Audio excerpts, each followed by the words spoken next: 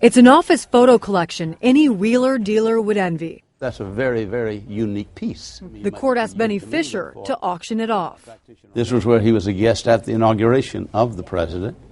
This person is very tied in politically. Can you imagine going into his office and seeing all of this? I mean, that adds a lot of credibility to who this person is. Absolutely, absolutely. There's the one with President George Bush, his brother Jeb, and a bunch of other governors: Palin, Schwarzenegger, Richardson.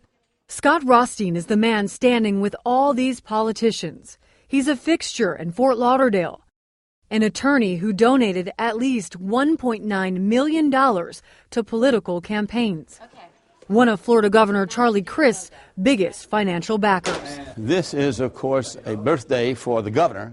He bought the governor's birthday cake, and it was $1,000 a candle, and he bought 52 candles for Governor Crist. Here you have the biggest criminal ever to basically grace the state, who is literally blowing out the governor's birthday candles. You look at that, and it's a pretty heavy story. These same politicians, forever caught on film, arm in arm with a convicted felon. Now, these are up for auction to pay off his victims. Because it turns out Rothstein, seen here at a distance being led away in handcuffs, ran the largest Ponzi scheme in South Florida history. The FBI says his investors are out $1.2 billion. That's exactly why, in November, the FBI and IRS started confiscating his prized possessions. Now the mansions, the Ferraris, the yachts, the law firm, and his friends are all gone.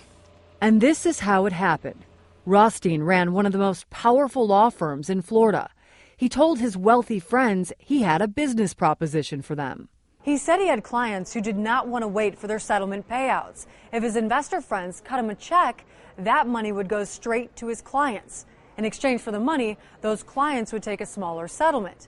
The investors would get all the rest of the money, along with about a 20+ return on their money. It sounded like a good deal. The trouble is, none of those clients ever existed. Right. Bob Norman covered this scheme as a reporter for the Broward County New-Times.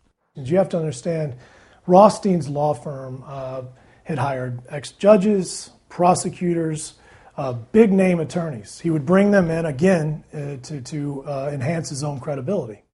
According to the lawsuit, Rothstein was using the money he made from fake lawsuit settlements to cozy up to politicians and help them fund their campaigns. But he was also spending his millions on himself and on his toilet seats. This is the golden toilet. Norman showed us pictures someone sent him of Rothstein's his and hers gold toilet seats, worth an estimated $25,000 apiece. If someone told me yesterday, as a matter of fact, they said that I was lulled into believing this myth that he created, and I really believed that he had a golden touch. And what better way to kind of perpetuate that myth than to have a golden toilet? Rothstein's fictitious settlement scheme collapsed this October. When he ran out of enough money to pay back investors, Rothstein wired himself $16 million and boarded a private jet bound for Morocco. When he returned, he gave an exclusive interview to CNN affiliate WSVN.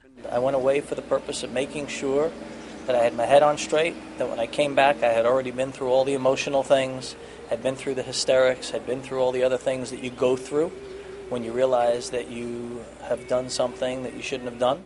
It was an apparent act of contrition. He promised to pay everyone back. I will not stop until every single penny is paid back. An attorney for some of his victims says he doesn't buy it. He's a pathological liar trying to avoid life in prison. He doesn't want to be a Bernie Madoff. It's like Madoff on crack. It's just he did it a whole lot faster and a whole lot wilder.